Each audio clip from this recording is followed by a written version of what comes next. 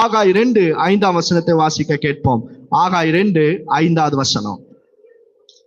ஆகாய் 2:5. நீங்கள் எகிப்திலிருந்து புறப்படுகிற போது நான் உங்களோடு உடன்படிக்கை பண்ணின வார்த்தையின்படியே என் ஆவியானவரும் உங்கள் நடுவில் நிலை கொண்டிருப்பார். பயப்படாதேயுங்கள். பயப்படாதேயுங்கள். Fear not. பயப்படாத. பக்கத்துல ஆளு தட்டி சொல்லுங்க, பயப்படாதீங்க. பயப்படாதீங்க. கர்த்தர் உன் நடுவில் இருக்கிறார். அந்த விசுவாசம் இருக்கணும். என்னை உண்டாக்கினவர் என்னோடு கூட இருக்கிறார், எங்களோடு கூட இருக்கிறார். என்னை உண்டாக்கினவர் எங்களோடு கூட இருக்கிறார். ஒரு முறை ஒரு இடத்துக்கு ஊழியத்துக்காக போயிருந்தோம். நாங்க கடைசியில இந்த டெலிவரன்ஸ்க்காக ஜோம் பண்ணுவோம் பாருங்க. ஜோம் பண்ணி கொண்டு வந்த பொழுது ஒரு அம்மா, அந்த அம்மா பேர் அருணா. அந்த அம்மாக்குள்ள பயங்கரமான ஒரு அசுத்தாவி, ஒரு பெரிய கத்தி எடுத்துட்டு அங்கிருந்து குத்த ஓடி வருது. நான் நினைச்சேன் என் கூட ஆட்கள் இருப்பாங்க. திரும்பி பார்த்தா ஒருத்தர் கூட கிடையாது. எல்லாரும் அந்த அம்மாவை பார்த்து எல்லாரும் அடிச்சு போயிட்டாங்க. நான் மட்டும்தான் கத்தினே இருக்கிறேன். நான் இங்கிருந்து பாக்குறேன், அந்த அம்மா வராங்க, எல்லாத்தையும் எடுத்து வச்சுட்டு முடியெல்லாம் விரிச்சு போட்டு அங்கிருந்து ஓடி வருது. எதுக்கு ஓடி வருது? குத்துறதுக்காக ஓடி வருது. திரும்பி பாக்குறேன், ஒருத்தர் கூட காணோம். அவ்வளவு நேரம் இருந்தாங்க. அந்த அம்மாவை பார்த்து எல்லாம் பயந்து எல்லாரும் போயிட்டாங்க.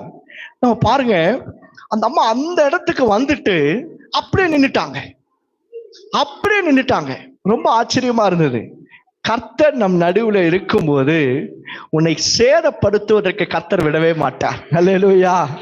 உன் மேல கைய போடணும்னு சொன்னாலும் அவரிடத்துல பெர்மிஷன் வரணும். அவரிடத்துல பெர்மிஷன் இல்லாம ஒருவனும் ஒரு காலம் உன் மேல கை போடவே முடியாது. ஒரு சேதமும் உண்டாகாது. பயப்படாதீங்க. ஊழியம் செய்யணும்னு சொல்லி வந்துட்ட பிறகு, கிறிஸ்துவுக்குள்ளாய் வந்துட்ட பிறகு நீங்க பயப்பட தேவையே இல்லை. ஏன் தேவை இல்லை அப்படின்னா, அவர் அக்கினி மதிலாய் நம்மை சுற்றிலும் வேலி அடைத்திருப்பார். அவர் நம் நடுவில் இருக்கிறார். நீங்கள் தேவனுடைய வேலையை தான் செய்வீங்கன்னா, நீங்க கர்த்தருடைய பிள்ளையா இருந்தீங்கன்னா நிச்சயமாய் நீங்க பயப்பட தேவையில்லை. ஒரு இயற்கைக்கு அப்பாற்பட்ட ஒரு பெரிய பாதுகாப்பை கர்த்தர் நமக்காக வைத்திருப்பார். கையோட்டு ஆமென் சொல்லுங்க. ஆமென். அல்லேலூயா. அவர் ஒரு பாதுகாப்பின் வளையத்துல நம்மை வைத்திருப்பார். நீங்க பயப்பட தேவையில்லை. அதுதான் வசனம் சொல்லுது பாருங்க. அவர் உடன்படிக்கை செய்திருக்கிறார். என்ன சொல்லி உடன்படிக்கை பண்ணிருக்கிறார்? என் ஆவியானவரும் உங்கள் நடுவில் நிலை கொண்டிருப்பார். அவர் அப்படியே இருப்பார், உன்னை விட்டு விலகவே மாட்டார். அவர் உன் நடுவிலேயே இருப்பார். அதனால பயப்படாதீங்க. இப்ப பாருங்க, அவர் நம் நடுவில் இருக்கணும்னா நம்ம என்ன செய்யணும்?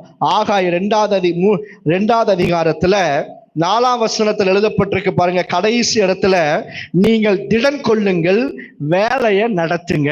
கர்த்தருடைய வேலையை சோராமல் செய்யணும். சோர்ந்து போகாமல் தேவனுடைய வேலையை செய்யணும். நாம் தேவனுடைய வேலையில இவ்வளவு போராட்டம் இருந்தா கூட நிலைச்சிருந்து வேலை செய்யணும். அப்படி நீங்க கர்த்தருடைய வேலையை செய்யும் போது ஆண்டவர் நமக்கு கொடுக்கிற பெரிய வெகுமதி என்ன தெரியுமா? ஏதோ ஒண்ணு உனக்கு கொடுக்கறதல்ல, தன்னையே உனக்காக கொடுப்பார். அவரே உன்னோடு கூட இருப்பார். அவரே உன் நடுவில் நிலை கொண்டு இருப்பார். அவரே உனக்காக காரியங்களை நேர்த்தியாய் செய்வார்.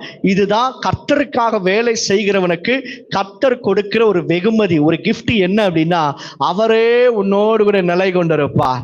ஆமென். அல்லேலூயா.